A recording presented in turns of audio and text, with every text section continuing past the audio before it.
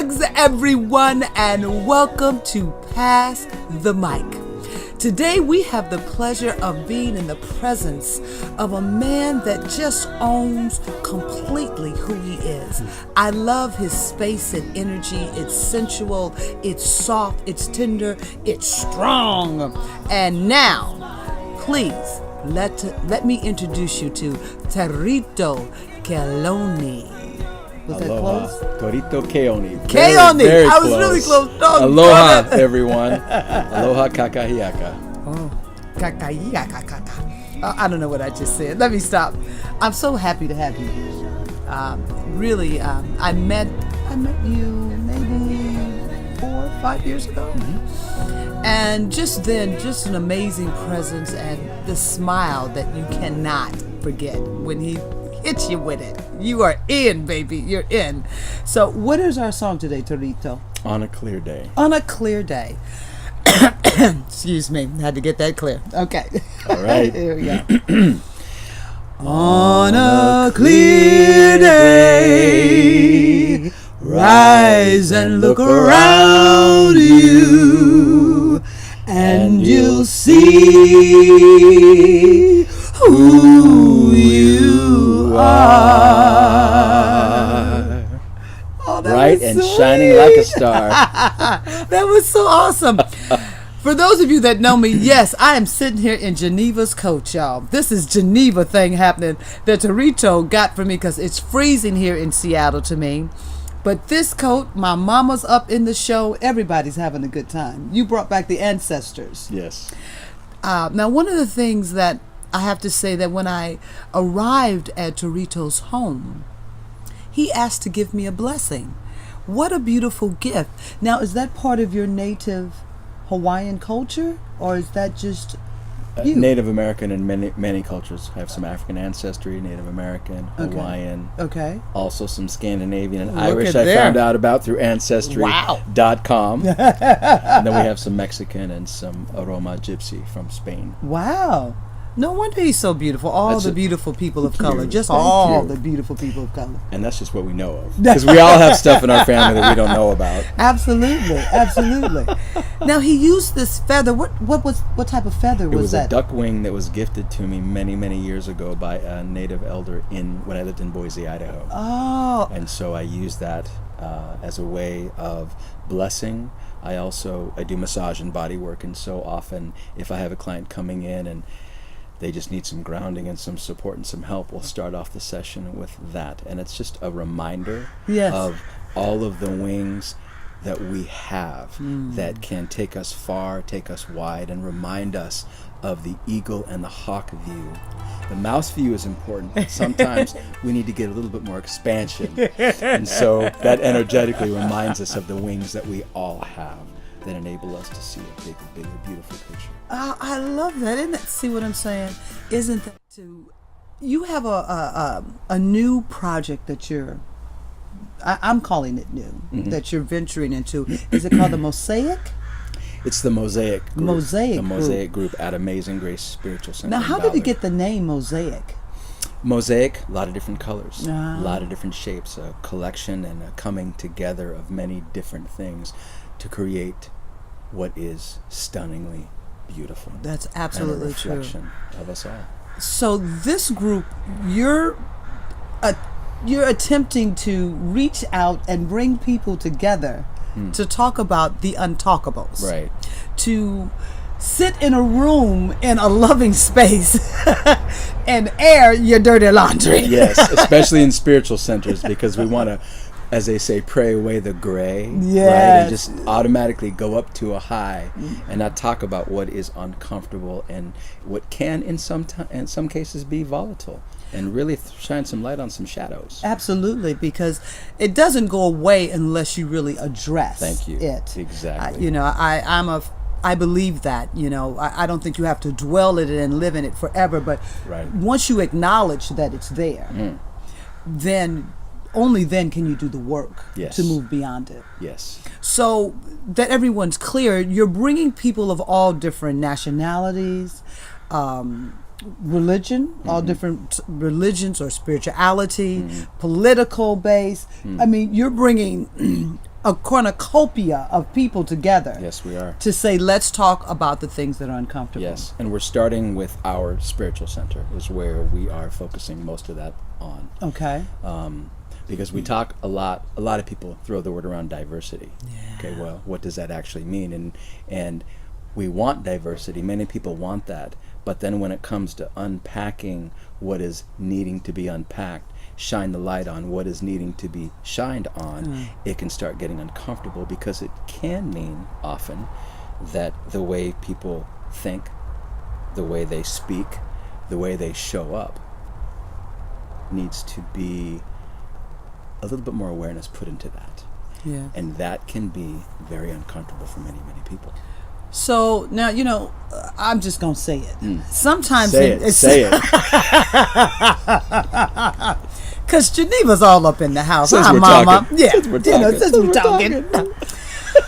Sometimes we have groups that come together like that, and it's all people of one ethnicity trying to figure out what another group or another culture should or should not do in order for there to be peace and harmony. And to me, a lot of times that keeps the perpetual cycle going, because we all have prejudice. I don't care who you are. We have target groups. We all have prejudice. In the black culture, or what, African American. I don't say that. In the black culture, we have prejudice against our skin tones. Right. And our hair. This would not be considered the good hair. This is the nappy hair.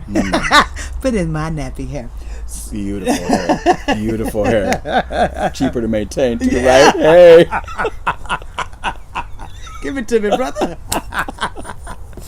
So, is your group, are you seeking to really have all different types of people in there? I know in your community you're starting there, and you can't. That's a beautiful place to start.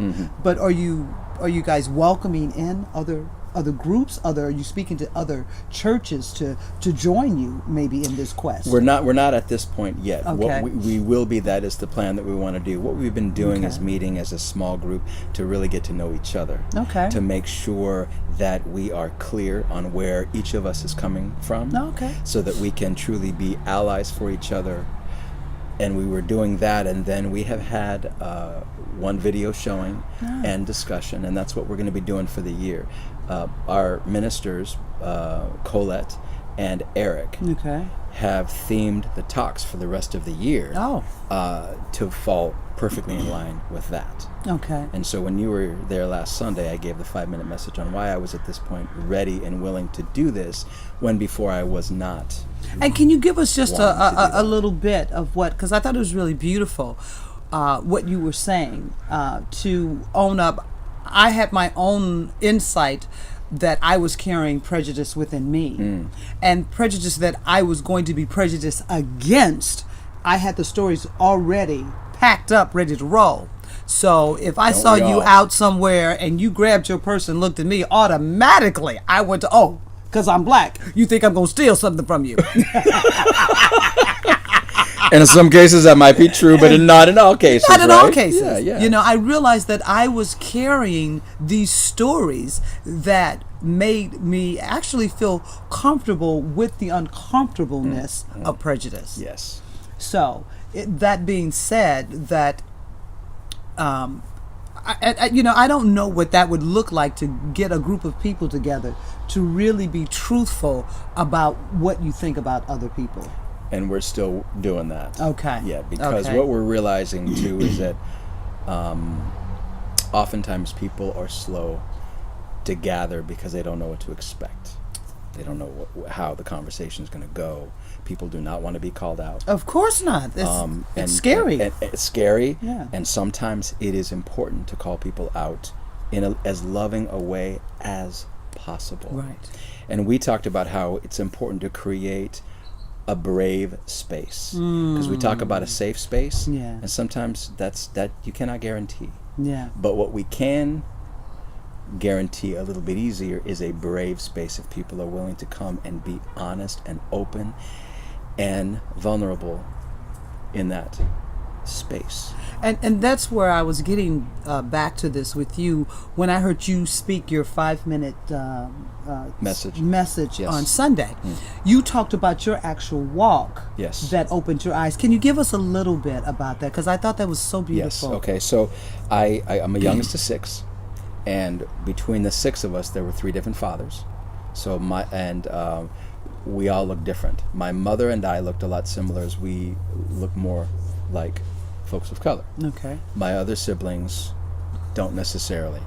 And so their walk through life is different than mine because of how people view us. Did they even think you were brothers and sisters? Often people will say, "Oh, y'all don't look like brothers and sisters," Exactly. right? So we've gotten that. Yeah. And when I got older and I got politically active and got socially aware, I began to realize the vast differences between my siblings and myself, to the point that there were great expanses of time that I didn't talk to some of them because I felt uncomfortable. I felt like they did not understand me. And I also felt like they embraced the fact that they embraced the whiteness. But And they're comfortable with it, right? Because that's how they are viewed and that's how they live their life. So my issues, my concerns, my struggles were different than they were. More similar to my mother. Now, is your mother a experienced. woman of color, or is she? She was a woman of color. She passed away. She's now doing her spiritual walk. She's up there with your neighbor. What's up, girls? Yes, What's your mom's name? Charlotte. Charlotte. What's Marie up, Le Bord. Charlotte? Yeah, she's soaring. She's soaring. Yeah. But I remember my mother was very dark. And, she would tell me things like my grandmother wanted her children to have a better life. So we were Spanish and Catholic. Not allowed to speak Spanish, not allowed to speak anything other than proper English. And he with does proper speak very diction. well. Thank you. I got to give you that. He does speak exceptionally well. Keeping me up. I'm like, come on, bring it up. Mama, step it up. So my mother told me a heartbreaking story one time of if she was out in the sun and got too dark, my grandmother would give her a beating. Wow. She gave her bleach baths. Wow. To lighten her skin. Wow. If she spoke Spanish after the age of 5 when she started school, she was beaten. Spanish was not spoken around the children because in that time it was not safe to be darker skinned. It was not safe to have an accent, and it sure was not safe to speak Spanish in California at that time. Wow. So it was out of love and concern that my grandmother did this, but the effects it affected my mother for the rest of her life. Of course. My mother was stunningly beautiful. And when we would go out in public, people would stare at her. She always had to turn it around because her first thing was, people are staring at me because I'm too dark. They think I'm that kind of the rhetoric. story that was already narrative, set. Yeah. It was, and she spent her yeah. life trying to undo that. And I kept telling my mother, they're staring at you because you are stunningly beautiful. And she, that's right. Right. Just with that, my mother had beautiful, voluptuous lips. What women are paying to go get now. And lots of money. Yeah, lots of money.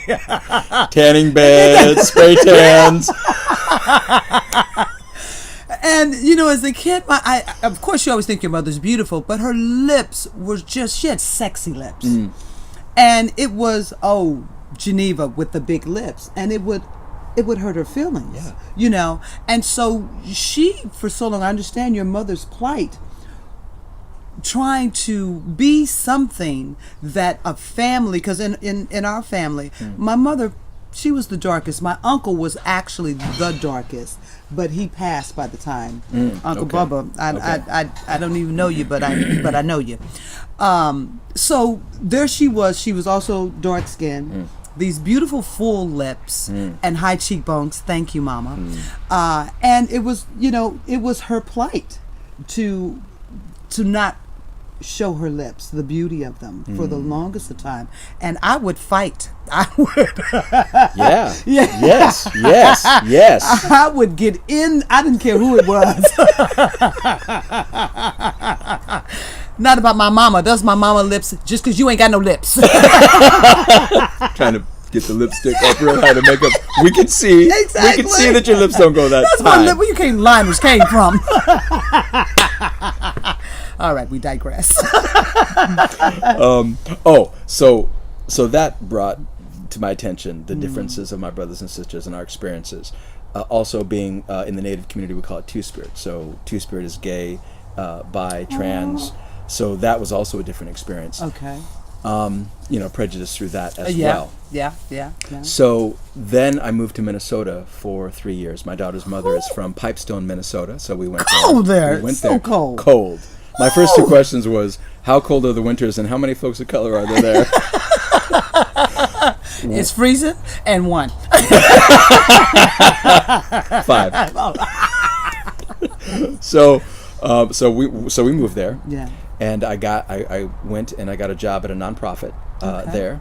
And I also joined the board of directors for an amazing co-op there, right? Okay. Both organizations asked if I would help diversify the volunteers, the membership, the board, everything. And I said, okay, this is a concern I have.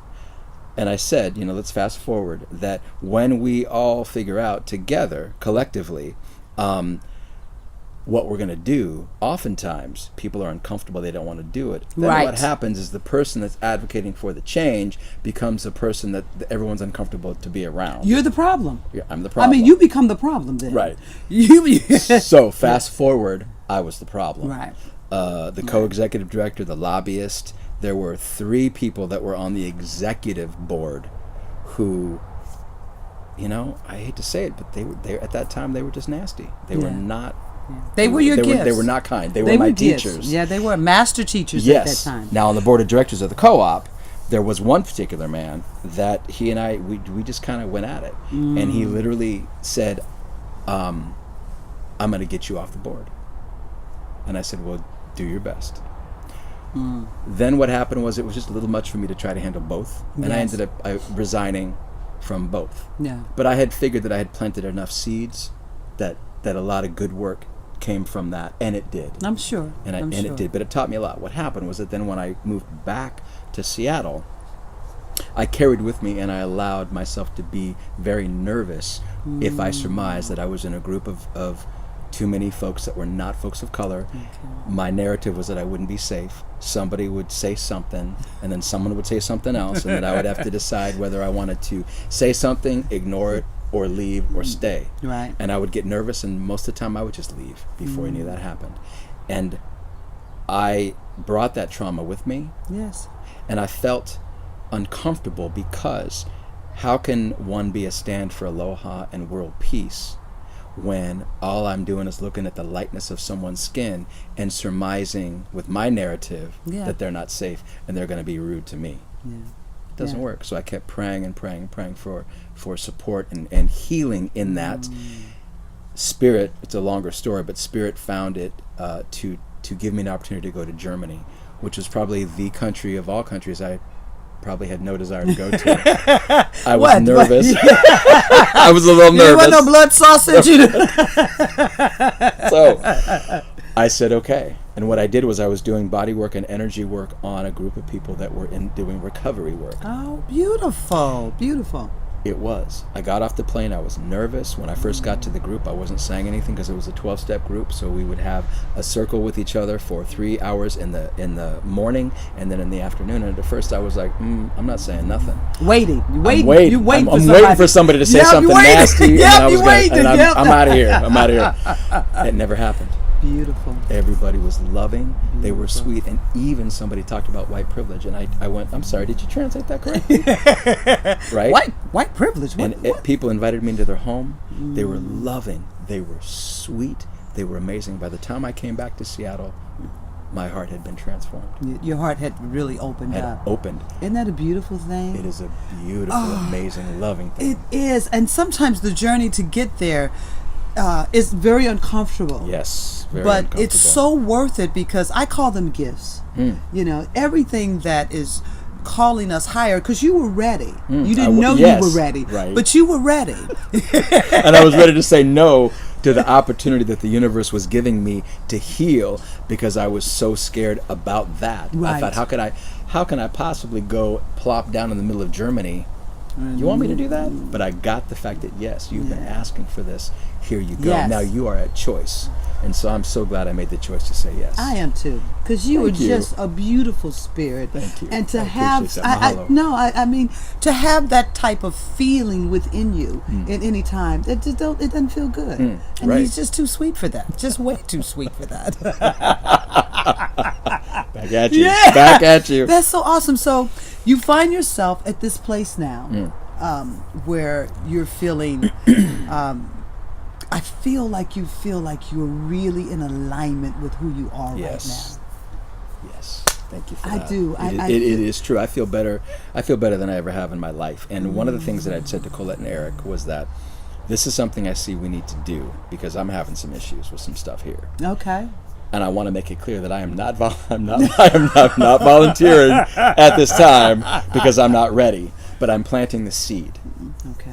So fast forward several years where we are now. Okay. And finally I had said to them, I would like us to proceed. I feel like I am ready. I'm not clear exactly what role I'm ready to play, but I'm ready to have these conversations because especially right now, politically and socially what's going on, it is important. We need each other. We do. We need each other. The current government is giving all of us opportunities to shine light on the shadows and to unite in ways that we never have. Because how did we get here? Yes. We got here because we are pretending that there's certain elements that this country was founded upon don't exist. Simply because so many people may not experience it in their daily life. Well, now it is so much harder for people to say that stuff doesn't exist. It's so beautiful. I think right now the chaos that's taking place in this world is calling us all out. Thank you. And step up. Yeah, Step we have an our opportunity, a higher self. Our higher self. It's not about what's wrong. It's about how can we birth into a new living realization of life. Yes. You know? Yes. That's exciting to me. It is. It is I exciting. don't know all the answers. No. But it's like that'd be a lot of responsibility, really? Gino. But when you figure it out, if you do, let me know. Give me a little text. I'll text you, brother. You know, so our political climate, the spiritual or religious climate, health climate, the way we're eating our food, everything. Growing our food. The way we're treating the animals in the factory farms. All this stuff is coming up where people are waking up to all that's around us and people are making shifts.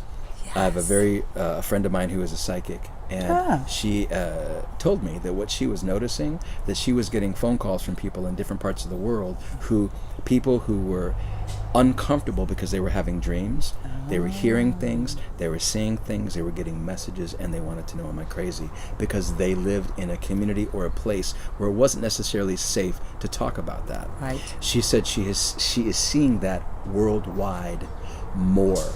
Because it is the time of awakening. It is. It is the time of moving forward. And I was taught by elders many, many decades ago that when we hit the 2012, it wasn't about the destruction of the physical everything. Right. It was about the destruction of the energy pattern that we had been in, which was about me, me, me, me, me. Now we are in the energy of we and us, collective expansion, love, aloha. So we're all being given the opportunities to make a choice. We are. Am I going to move forward or am I going to be afraid? And am I going to do what's comfortable? Because there is the choice. You don't have to expand in consciousness. No. You can stay where you are and be. And it might be more uncomfortable. It'll be uncomfortable. And I think right now more people than ever are leaving because if they don't know what to do.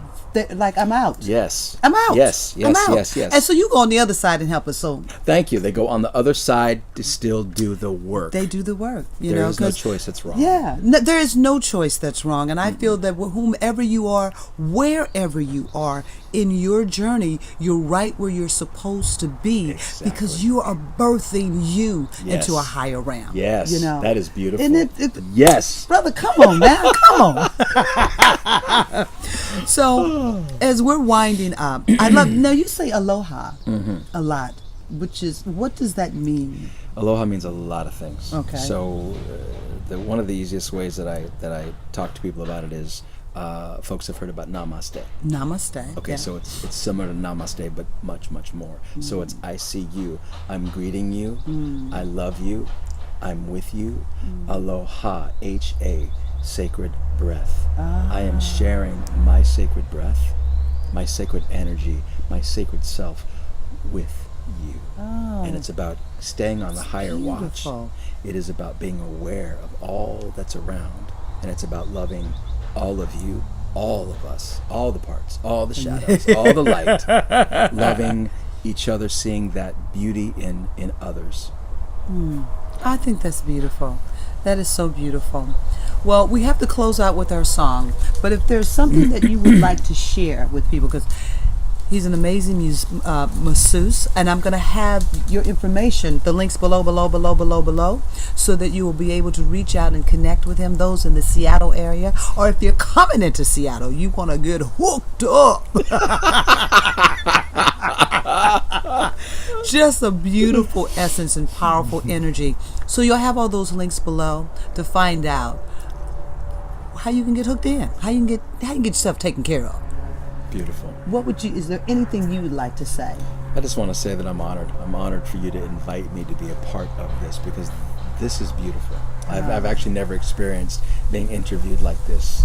So this is an experience of expansion for me, and I appreciate that. And I just want to say that this is the time where we're being asked to step up. We are being asked to love. We're being asked to spread aloha in a way that maybe we never have before.